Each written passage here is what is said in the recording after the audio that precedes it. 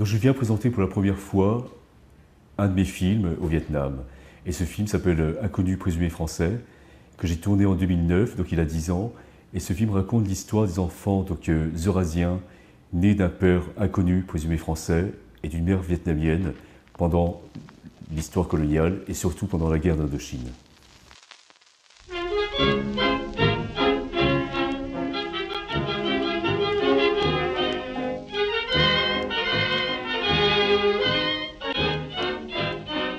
Je suis né d'une mère vietnamienne et de père inconnu, présumé français.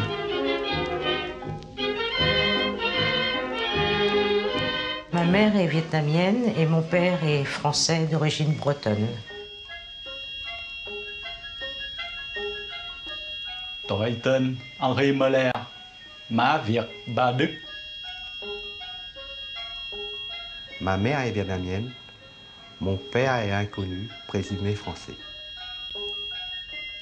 Ce film raconte en fait l'histoire des enfants métis franco-vietnamiens, une histoire très taboue en France. Et je pense qu'au Vietnam c'est pareil, donc était très méconnu du grand public. Et du fait que moi je suis métis moi aussi, donc je suis franco-vietnamien. Et je voulais raconter l'histoire du métissage, de son évolution, de l'histoire coloniale française, pendant la guerre d'Indochine et à la fin de la guerre. Et aussi de montrer que le métissage a changé pendant toute cette période. Au début, c'était très malvenu, très mal vu, mais aujourd'hui, le métissage est très reconnu et même on trouve ça bien d'être métis. La colonisation a produit une nombreuse population métisse, particulièrement en Indochine. Jusque dans les années 20, l'État français a préféré l'ignorer. Mais ces enfants, souvent illégitimes, furent perçus comme un danger. Leur existence brouillait la frontière entre colons et indigènes. J'ai des cousins, ils sont nés de pères inconnus, présumés français. Donc des cousins, leur mère et ma mère sont sœurs. Donc voilà, c'est quelque chose de très personnel, donc c'est une histoire familiale.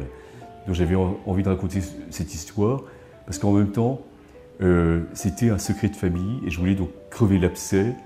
Et en même temps, le fait de faire ce film documentaire, j'avais envie d'utiliser l'histoire, la grande histoire. C'est sous la pression d'associations philanthropiques que le gouvernement décide de prendre en compte ces enfants issus du métissage.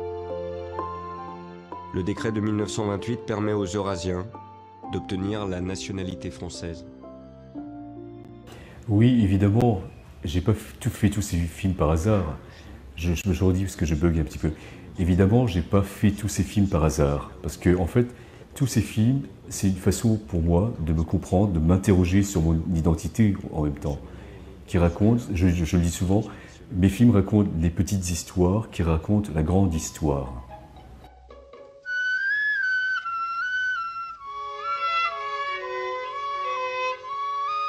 Cette législation bouleversa le destin de milliers d'individus.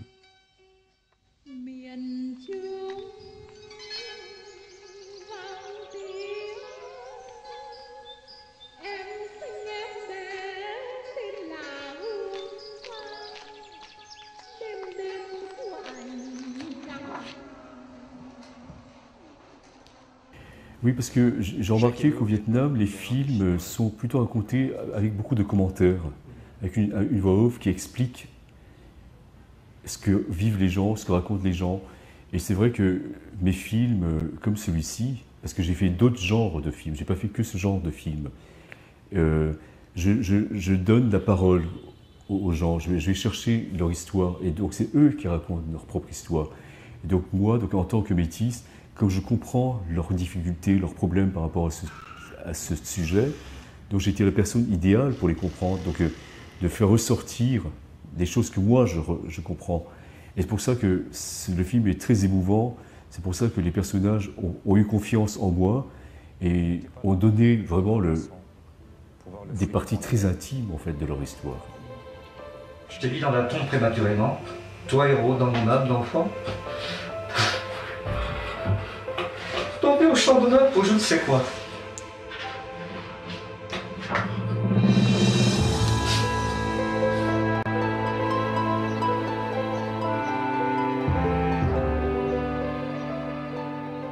Moi, je pense que, vu mon expérience, c'est-à-dire que je pars de l'histoire, même si je pars de l'histoire du Vietnam, ou même je pars des drames, mais à partir de ces drames qui se prennent comme des victimes par rapport à l'histoire coloniale.